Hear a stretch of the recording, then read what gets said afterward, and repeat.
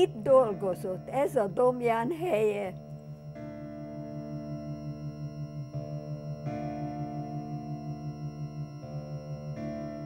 Itt vannak a festékporok, legdrágább, legfinomabb festékporokat használta.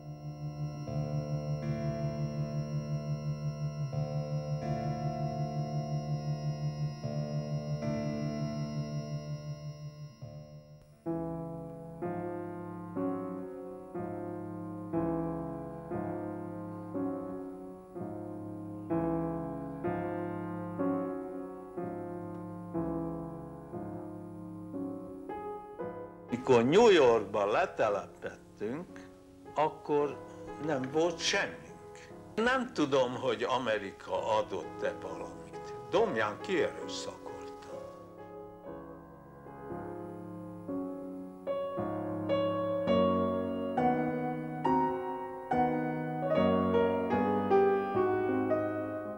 Domján hazajön boldogan délben, tudod, mit kivándorolunk? Te jó Isten! Azt hittem, meghalok, mert Európa az otthon volt. Mindig mentem nyaralni Ausztriába, Svájcba, a szüleim, mozogtunk Európában, de Amerika azt nem.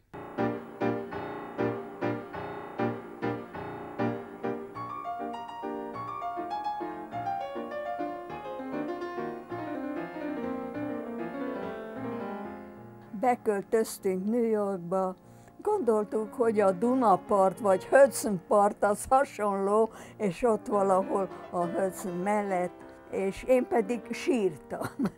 És fogta a portfóliót, és kinézte magának a legjobb, legelegánsabb galériát. És besétált, és mondta, én akarok itt egy kiállítást. Mondtam, ugyan kérem, két évre be van foglalva minden, erről szó se lehet.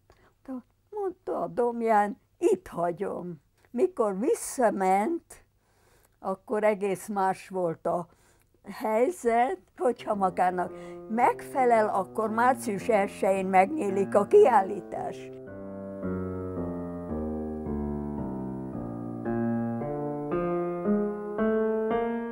Domján József alapjából egy amerikai-magyar képzőművész, aki Budapesten született, de New Yorkban 1992-ben halt meg, és életének egy nagy részét Amerikában élte, nagyon erős magyar identitással, és fantasztikus műveket alkotott, nagyon-nagyon híres volt Amerikában, úgy a magyarság, mint a nagyvilág előtt. A Metropolitan Múzeum, a Cincinnati Múzeum, Los Angelesben, San Franciscoban múzeumok, egész Amerikában és Kanadában is nagy gyűjteményei vannak Domjántól, és nagyon híres volt, elfogadott, nagyon nagy képzőművész volt. Ugye viszont Magyarországon nem lehetett róla beszélni, nem lehetett a munkáját bemutatni. Igaz, hogy volt Sárospatakon egy kis múzeum, azokból az anyagokból, amit nem engedtek, akkor a kormány nem engedte, hogy kivigyen 56 után, és akkor megalapítottak egy kis múzeumot, de hát a Sárospatakon volt, az messze volt, és oda nem tudott sok ember elmenni. Tehát az ő munkásság alapján ismeretlen Magyarországon még ma is.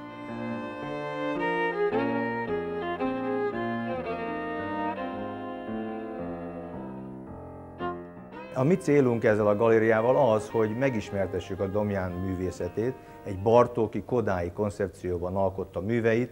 Ő mindig megmaradt magyarnak, ő igazából nem is nagyon tanult meg erősen angolul, mert ő éjjel-nappal csak dolgozott, csak a művészetének élt. Haza kell hozni ezeket a magyar művészeket, és úgy érzik, hogy Domján József, ő mindenféleképpen egy nagyon-nagyon erős, meghatározó alakja a magyar képzőművészetnek a világon.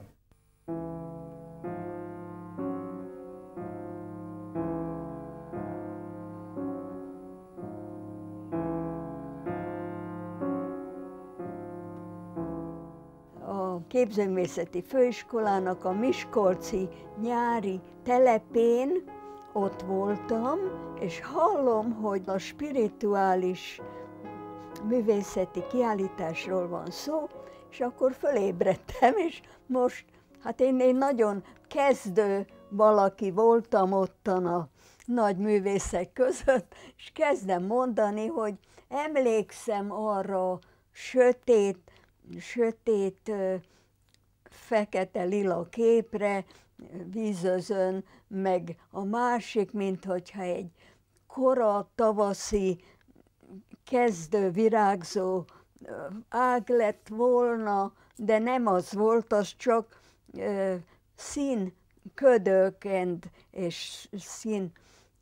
És akkor nevetnek, és azt mondják, hát a művész, aki azt csinálta, az ott ül maga mögött. Hát erre hátrafordulok, és ott volt a Domján, és egymásra nézzünk, és ez volt, ugye ez volt az a pillanat, amikor az egész életem megváltozott.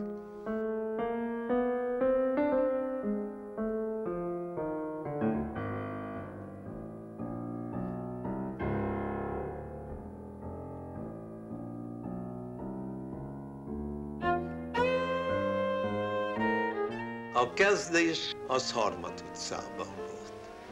Harmat utca egy proli ház, egy csomó gyerek a családba, én a legidősebb, és anyám.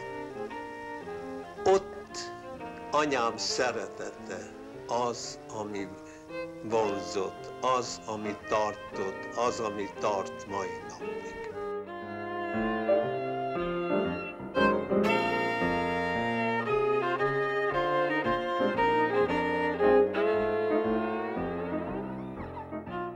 Domján március 15-én született, és a mama, aki osztrák volt, mert Ausztriából jött, nem tudom, hogy volt-e fogalma a március 15 jelentőségéről, de mindig azt mondta a Domjánnak, hogy látod, amikor neked születésnapod van, az egész város ki van lobogózva, zene minden sarkon, mert neked születésnapod van, és neked nem kell iskolába menni. A többi gyereknek születésnapja van, nekik iskolába kell menni, mint minden nap.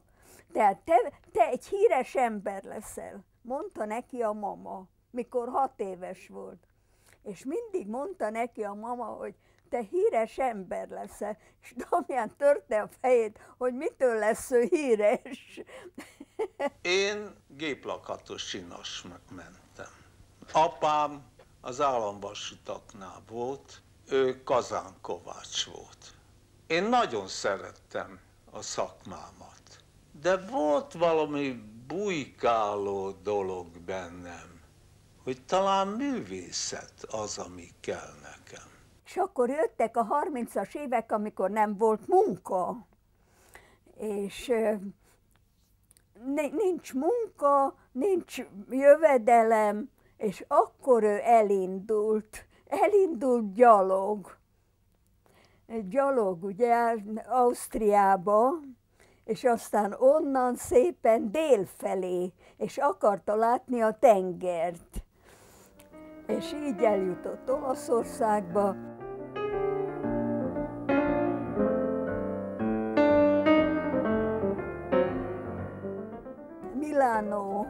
Milánói Scala, ott voltak a munkások, és vitték be a díszleteket. Na, itt van ez a csavargó, aki nem csinál semmit az utca sarkán, megkérjük, hogy segítsen vinni azt a díszleteket, és bevitte, és akkor kiderült, hogy megsérültek, és át kell festeni. És akkor Domján mondta, hát akkor majd ő átfesti.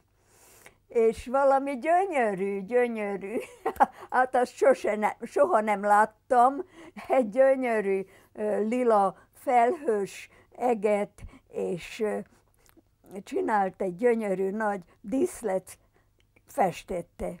És nagyon tetszett, de nem adtak neki semmi pénzt, hanem jegyet, hogy jöhet az operába.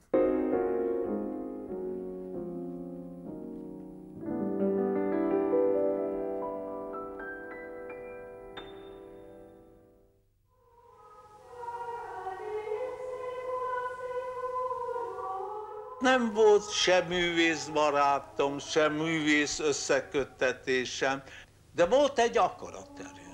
Ez az akaraterő vitt a művészet felé.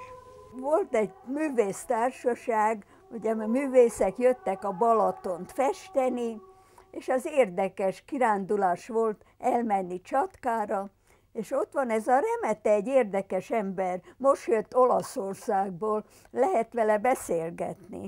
Beszélgetnek, és amikor a művészek ősszel, na most vissza kell menni, ugye, mert tanítanak Budapesten, hát odaadják neki a maradék anyagot.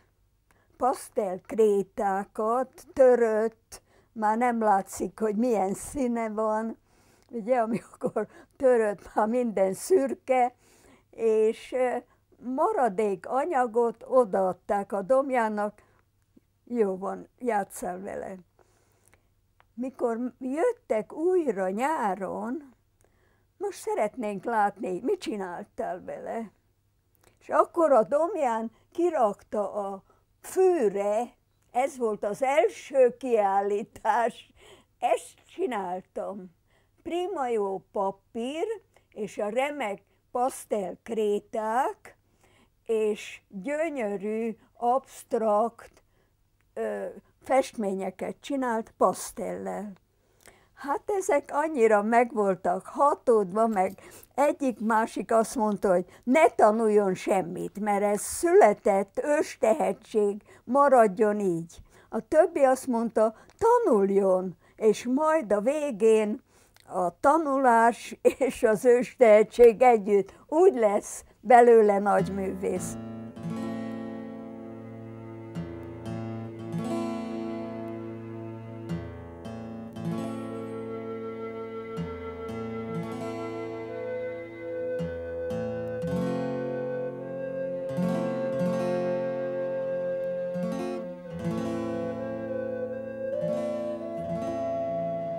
Volt egy ilyen felhívás, hogy egy hónap múlva, vagy 2 hónap múlva felvételi van, és akkor elmentem a Abba-Romákhoz.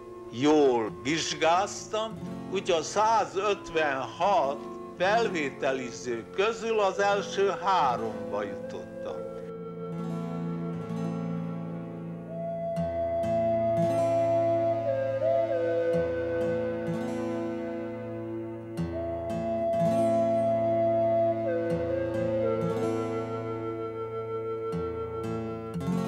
Ott a National Múzeumban járt be,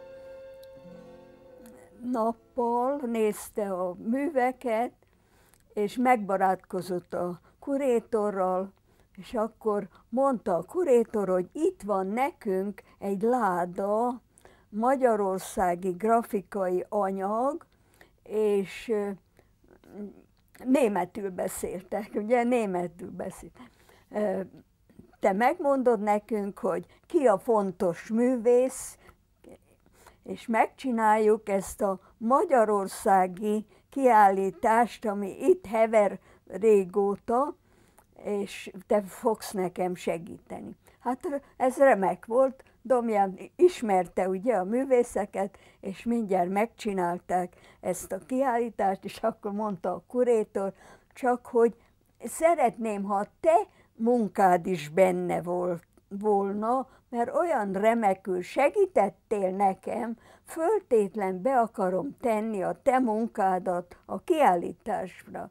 Mondta Domján, én nem nagyon vagyok ebbe benne, nem tesz semmit, itt van a címe és neve egy fiatal művésznek, menj oda, mondd, hogy én küldtelek, és ő csinál színes fametszetet.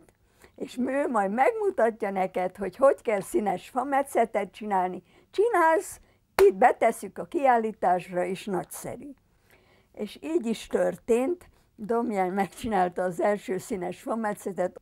Közben Domján a pasztelképeket vitte ki magával, és bevitte egy galériába. És ott ugyanaz volt a helyzet, hogy nem most, de majd kiállítjuk. Azt is kiállították, és nagy sikere volt, mert színes. Ugye ottan éjszakon szomjasak, látni akarják a színeket. Amikor erről írtak az újságok, és az újságokat elküldték Magyarországra.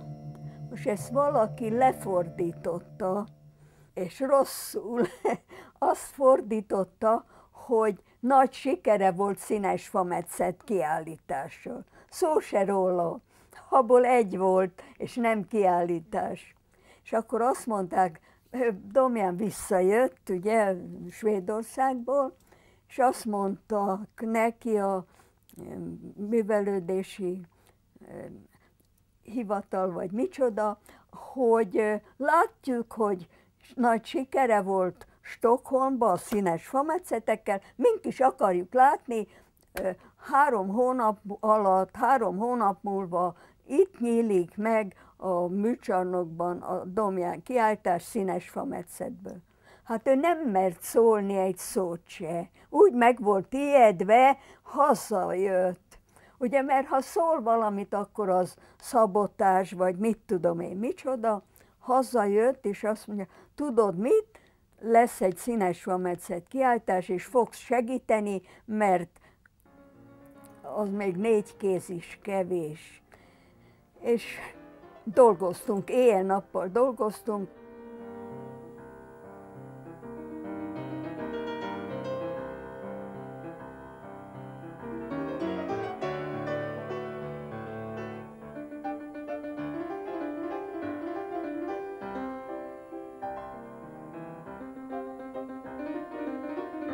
Volt egy segítségünk Budapesten, Mariska, drága Mariska, sajnos nem jött Amerikába, nagyon szerette a gyerekeket, segített a gyerekekkel, és ő segített nekünk, ha volt kiállítás, betette a képeket a keretbe, elvinni a kiállításra.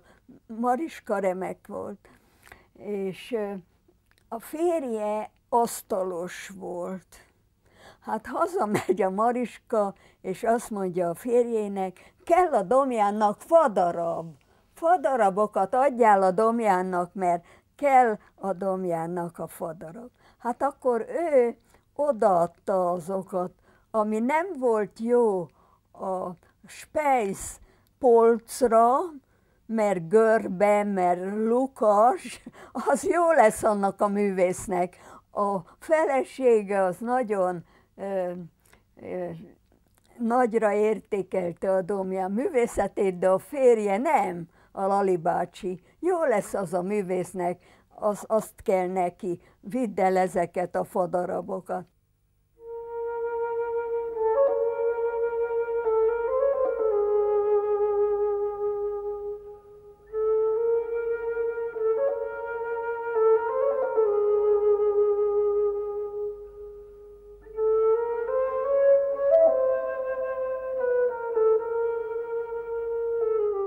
A legjobb fára dolgozok. Almából csináltatok fát. És azt néha utána kell csiszolnom, és rendesen egy ilyen általános formát használok.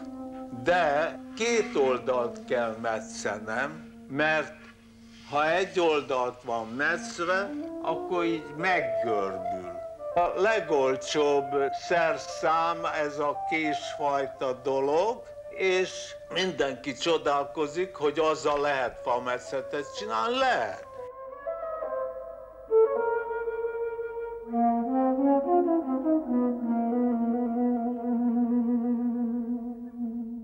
Itt vannak a dúcok. Ez véletlen Sárospatak. Ez egy érdekes dúc.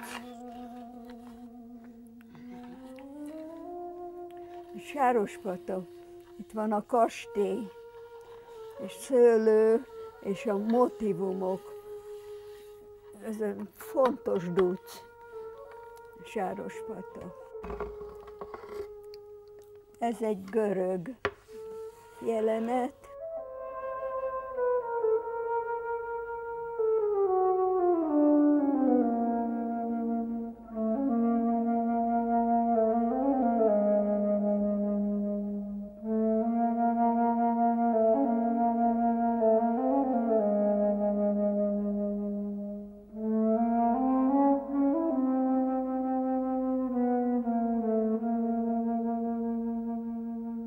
Először mindig fekete, egyszínű. Ebből egy egyszínűt lehet csinálni. Ehhez még jönnek különböző ducok, folducok, és akkor azok színesek lesznek, színre lesz bontva, és akkor ez a duc, ami először fekete volt, ez szintén különböző színeket rakok rá, mert a felrakás ecsettel történik, nem rollerral. És a nyomás ujjal. Az ujj, már a hüvelykúj, ahogy nyomom a papírt, a festéket felveszi. De nem egyenletesen. És ezért alakul ki egy bizonyos domján hangulat, amit soha eddig nem tudtak kitalálni, hogy hogy.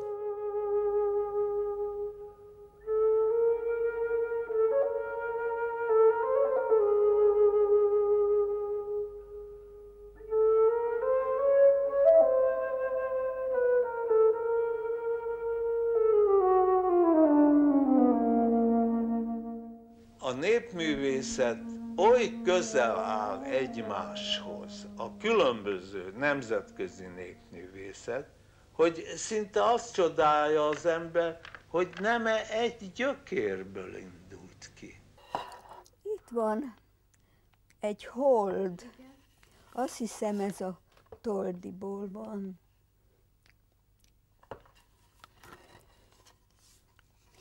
Persze, mert ez a bika. Ez a bika a Toldiból.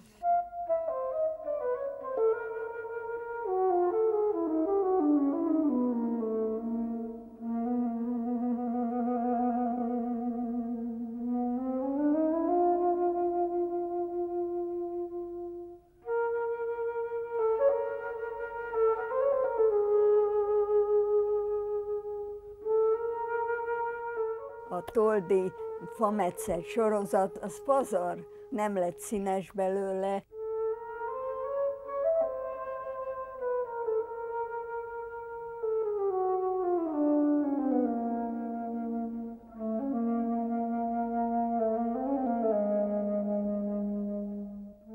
Egy ducról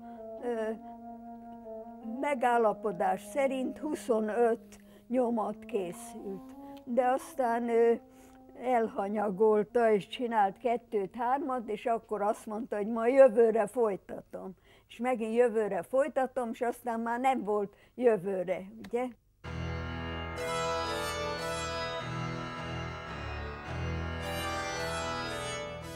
Az ENSZ Múzeumban volt egy gyönyörű nagy kiállítás, azt megnézte a kínai követség, és meghívták a Domjánt Kínába. És ő hivatalos diplomata, vendég volt, ugye, limuzinnal és 6 emberrel ide-oda vitték, és mutatták neki Kínát, és volt egy csomó kiállítás, és minden nagy siker, és akkor megkapta azt a nagy díjat, amit egyszer adnak ki minden 100 évben, és Csipájsi volt az az öreg, 90-100 éves öreg művész, aki előtte ezt megkapta, és aztán Domján megkapta ezt.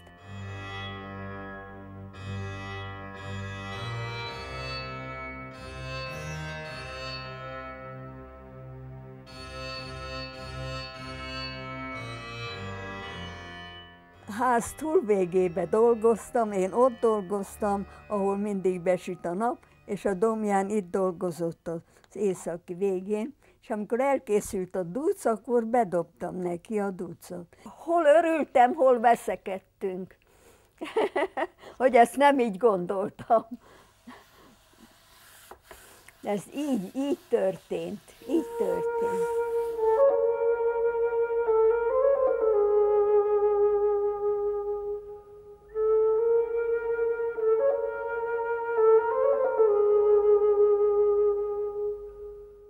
Nagyon szerettem akninkunkba csavarogni. 14-15 éves koromban, amikor vasárnap mindig ott csavarogtam. És összeszedtem téglákat, téglatörmeléket. Az egyik törmeléken rajta volt egy kis madár. Az a pakátusz, és rá volt írva, hogy pakátusz. És az eldöntöttem, az volt bennem, mikor művész lettem, hogy ebből kell valamit csinálni. És akkor elkezdtem azt metszettem, és egyszer egy páva alakban benne volt a pakátusz, úgy, ahogy a téglán rajta volt.